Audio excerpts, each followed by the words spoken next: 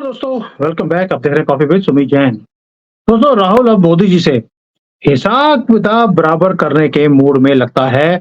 10 साल से 10 साल से वो हार रहा है मोदी जी से। लेकिन आपको एक चीज तो माननी पड़ेगी, और इसमें कोई शक भी नहीं है कि इस चुनाव के अंदर राहुल गांधी यानी कि पप्पू की जो छवि थी उसके ऊपर चिपकी हुई, उससे आगे निकल गया है। अब लोग उसे पप्पू नहीं बोलते। अगर आप सोशल मीडिया देखेंगे तो पूरे सोशल मीडिया पे अब पप्पू के जो पोस्टर्स हैं वो आने बंद हो गए हैं। ऐसा क्या चक्कर है कि लोग एकदम से पप्पू पप्पू बोलने वाले आजकल पप्पू नहीं बोल रहे। आपने भी नोट किया होगा, जो मेरा थंबनेल है आज का, उसमें मैंने बड़े ही इज्जत से राहुल लिखा है, पप्पू नहीं लिखा है। यानी कि हमारे दिमाग में एक चीज तो बैठ गई है कि जो जीते जीता वही सिकंदर। ये जीता नहीं है, लेकिन जीत से कम भी नहीं है।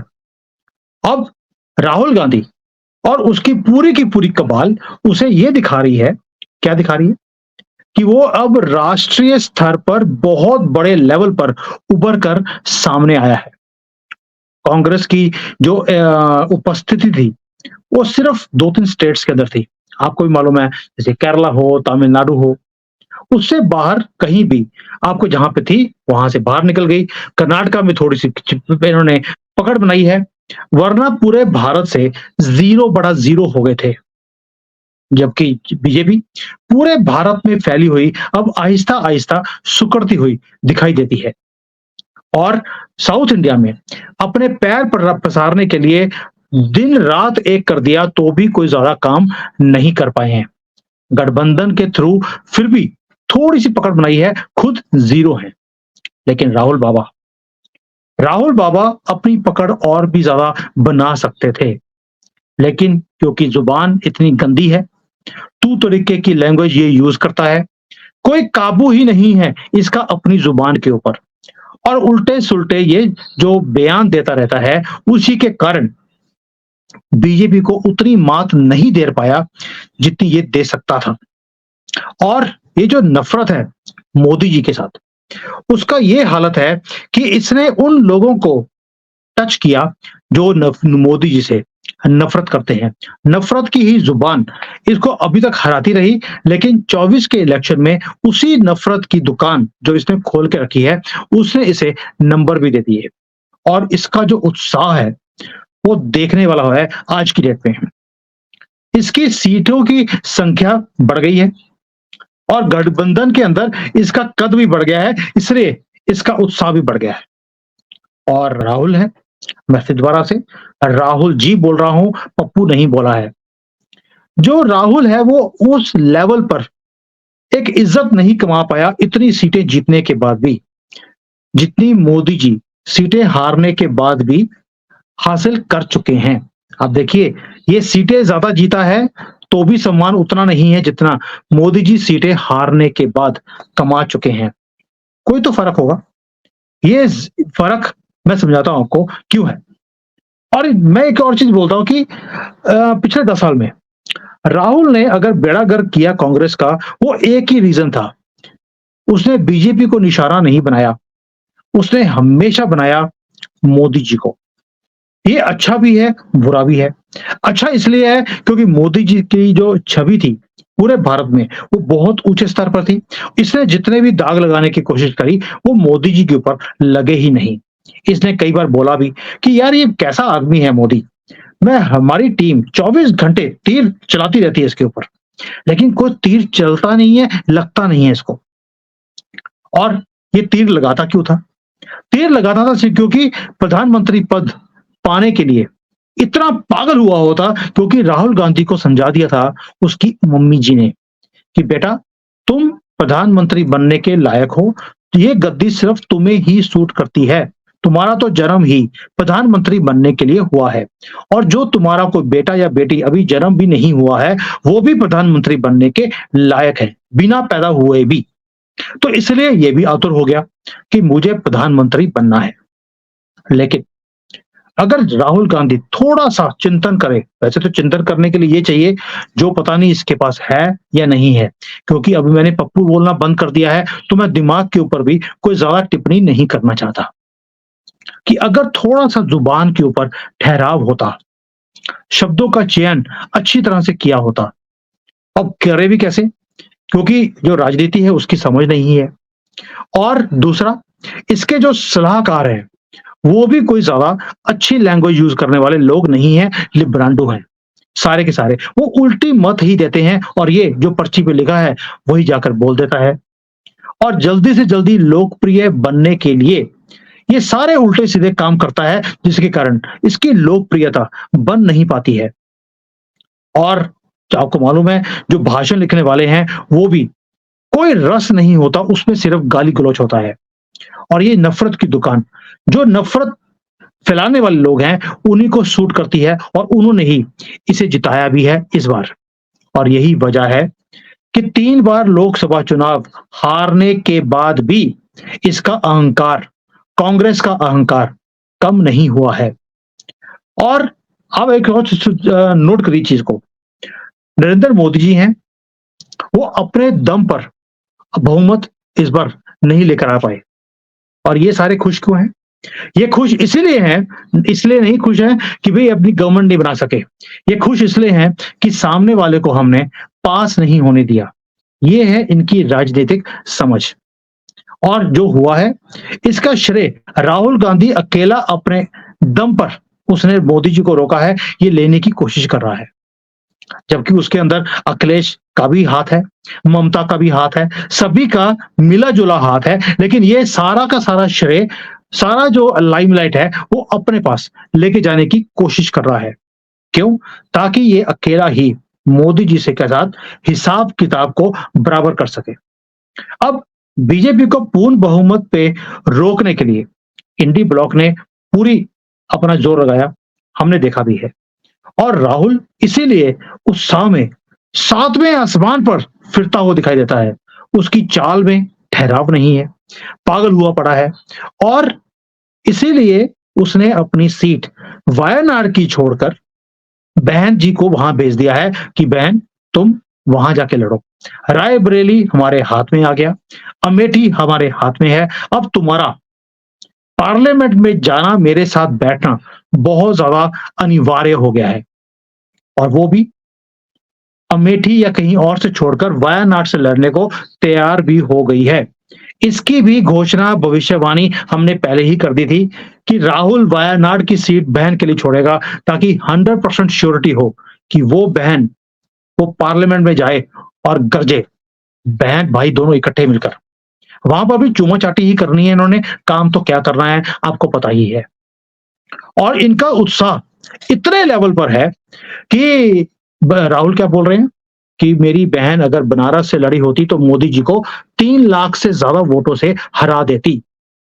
और यही रीजन है कि प्रियंका भी 99 सीटें जो आई हैं, उसके कारण वो भी पागल हुई फिरती है, उत्साह में पागल हुई पड़ी है। वरना क्या होता अगर ये 99 सीटें नहीं आती, वही जो इसकी एक लाइन थी, लड़की हूं, लड़ सकती हूं, वहीं तक रह जाती। नाक जो कटी हुई है इंदिरा गांधी वाली, वही ले लेकर ये सारे देश में फिरती रहती। ये ना तो खुद लड़ी, ना अपने पति को लड़ने दिया इस लोकसभा इलेक्शन में, ये सोचकर कि हारना है तो लड़ने की जरूरत क्या है, जो थोड़ी बहुत नाक बची है वो भी कहीं कटना चाहिए। लेकिन जब अमेठी, रायबरेली, वायनाड ये सारी जगह जीत गए, तो सोनिया ने भी बोला कि सारे घर के जो बल्ब हैं उसको बदल डालूं।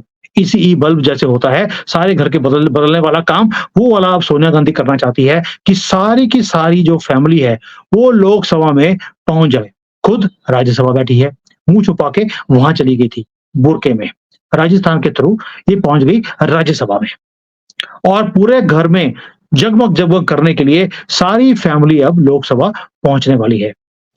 अभी तो दोस्तों रॉबर्ट वाड्रा ने भी बोल दिया है कि वो भी लड़ेगा इलेक्शंस में, वो भी राज्यसभा पहुंचने वाला है ताकि उस जो वो लैंड चोर जो इतने केसेस उसके ऊपर हैं, उससे उसको इम्यूनिटी मिल जाएगी, जेल जाने की जरूरत ही नहीं पड़ेगी।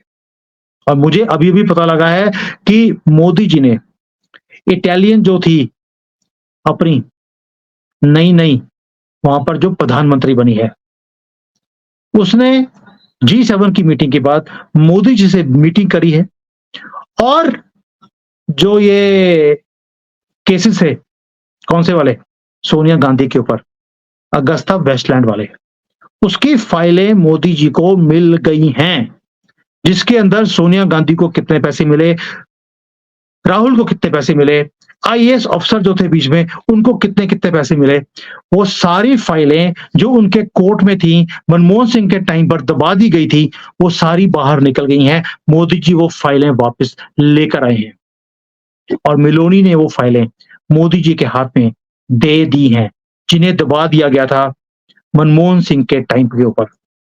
और ये सारे लोग अब इसीलिए तिलमिला रहे हैं कि जल्दी से जल्दी लोकसभा में एंटर किया जाए, ताकि उसके बाद ये रोना और धोना ओपनली शुरू कर दे। अगर राहुल मोदी जी से हिसाब किताब बराबर करने में मूड में है, तो मोदी जी भी इनके साथ हिसाब किताब पूरा करने में मूड में है। ये जो उत्साह है प्रियंका गांधी, राहुल गांधी, सोनिया का, ये सब इन्हीं के अंदर नहीं है दोस्तों। इनकी जो पार्टी के प्रवक्ता हैं, जिनको दरबारी बोलते हैं, पत्तलकार हैं, ये भी उत्साहित हैं।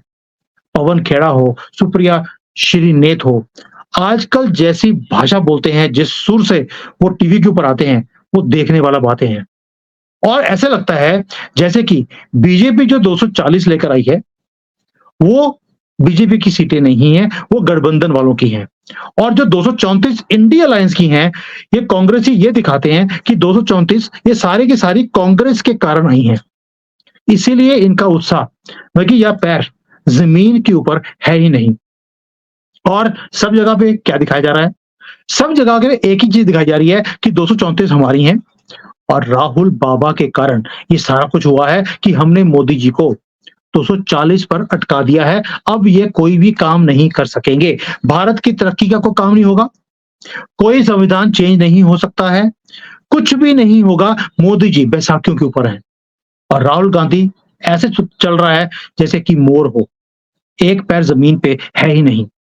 और राहुल अब नेता बन गया है भारत का नहीं, इंटरनेशनल लेवल पर, और मोदी जी से हिसाब किताब बराबर करने की बातें बोलता है, जबकि उसकी सीटें आई हैं सिर्फ 99 के ऊपर अटकने के बाद भी मोदी जी 3 बार प्रधानमंत्री बन चुके हैं। और ये अब इस तीसरे टर्म में कौन कौन से कारनामे दिखाएगा, उसकी दस्तक हमें दिखाई देती है इसकी स्पीचेस में। और आप देखिए कि जैसे ही मोदी 3 शुरू हुआ है, पाकिस्तान से हमले शुरू हो गए, रेलवे ट्रेन्स एक्सीडेंट होने शुरू हो गए, वहां पर जो तरीके अपनाए जा रहे हैं, हर जगह पे नया तरीका है। कहीं पत्थर लगाया है, कहीं पर सरिये लगे हैं, कहीं पर जो सिग्नल होते हैं उसके ऊपर कपड़ा लगाकर उसे ढक दिया गया है।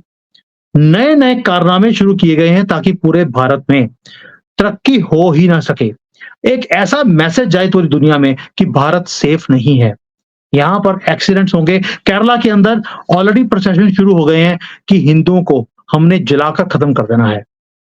केरला में, बंगाल में ऑलरेडी जहां जहां पर बीजेपी जीती है, उस एरियाज का पानी बिजली बंद कर दिया गया है ताकि ये भूखे मर जाएं। और राहुल ने तो पहले ही बोल दिया था कि मैं जिस दिन प्रधानमंत्री बन गया उस दिन हिंदुओं को हम सबक सिखाएंगे कि जय श्री राम होता क्या है, और हमने सनातन को इस देश से खत्म करना है। दोस्तों, ये है इनका हिसाब किताब। और मोदी जी बोलते हैं सबका सबका साथ और सबका विश्वास। ये फर्क है उनकी राजनीति में और मोदी जी की। और इतना कुछ करने के बाद भी 240 पर ही अटक गए, और उन्होंने इतनी नफरत फैलाने के बाद भी वो 234 पर पहुंच गए। आप फर्क समझ रहे हैं? इसलिए बोल रहा हूं, अगर वो हिसाब किताब बराबर करना चाहते हैं, अब मोदी जी के पास भी मौका है, और ये आखिरी मौका है इस देश के लिए हिसाब किताब बराबर करने का इस गंदी फैमिली से। बहुत देर के बाद मैंने एक गंदी फैमिली बोला है, एक गंदगी वाली फैमिली है, ये गांधी नहीं है, ये गंदगी है, इस देश के लिए अभिशाप है, और हिंदुओं के लिए और सनातनियों के लिए तो सबसे पहले। धर्म के बेसिस पे आपने 3 कंट्री बना दिए, बांग्लादेश, पाकिस्तान, भारत। उनको तो आपने इस्लामिक बना दिया, हमें हिंदू भी बनने नहीं दिया, हिंदुस्तान भी बनने नहीं दिया। और इसको भी ये बोलते हैं हमने इस्लामिक बनाना है। आप सोच रहे हो? जिस जिस मुद्दे में इन्होंने हाथ डाला उसमें गंद ही डाला है, इसलिए गंदगी फैमिली इनके लिए नाम बिल्कुल सही है। और मोदी जी, आपके लिए एक ही सलाह है, आपके पास आखिरी मौका है इस गंदगी फैमिली से हमें छुटकारा दिलाने का। इनको सड़ने दीजिए जेल के अंदर, और जो इन्होंने लूटा है लाखों करोड़ों रुपए, वो वापस आने चाहिए देश के अंदर। जेठमलानी बहुत बड़े वकील रहे हैं इनके भी। उन्होंने एक बार बोला था कि ये कांग्रेस की सरकार वालों के पास 1500 बिलियन यानी कि 1.5 ट्रिलियन डॉलर्स हैं, फॉरेन बैंकों में पड़े हैं, इनकी फैमिली के भी और इनके चेले चपाटों के भी। जिस दिन ये पैसा भारत में आ जाएगा, दोस्तों हमारे फॉरेन रिजर्व आज की डेट में 650 बिलियन डॉलर के हैं, और इनके पास 1500 बिलियन डॉलर से ज्यादा एसेट्स हैं पूरी दुनिया में। कंपनियां चलाते हैं ये लोग, इनकम्स आती हैं वहां से। अगर ये देश में पैसा आ जाएगा तो ये गंदगी फैमिली से छुटकारा परमानेंटली मिल जाएगा, क्योंकि इनका इकोसिस्टम सिर्फ पैसा ही है और उसी के पीर हैं ये लोग। और ये सनातन को खत्म करने की बातें बोलते हैं, सनातन की धरती के ऊपर से। अब इनको खत्म करने का टाइम आ गया है। और मोदी जी, आपके पास फाइल भी आ गई है, ये हमारी भी सीक्रेट इंफॉर्मेशन है कि आपके पास इटली से फाइल आ चुकी है जो आपको बाई हैंड मेलोनी ने पकड़ाई है। अब मेलोडी का टाइम है, जो खाएगा वो उसी को समझ आएगा। मेलोडी खाओ, खुद जान जाओ। और मोदी जी, अब मेलोडी आपके हाथ में आ गई है, अब कारनामा दिखाइए। हम आपके साथ हैं एंड वी सपोर्ट यू 100%। पहले भी करते रहे, अभी भी कर रहे हैं। इस फैमिली को खत्म करना अति आवश्यक है, अति शीघ्र ये काम होना चाहिए। Thank you. जय हिंद, जय Shri Ram. Hi there. If you liked the video, please don't forget to smash the like button, subscribe to our channel, and activate the bell icon so that you receive all notifications whenever we upload a new video. Thanks for watching.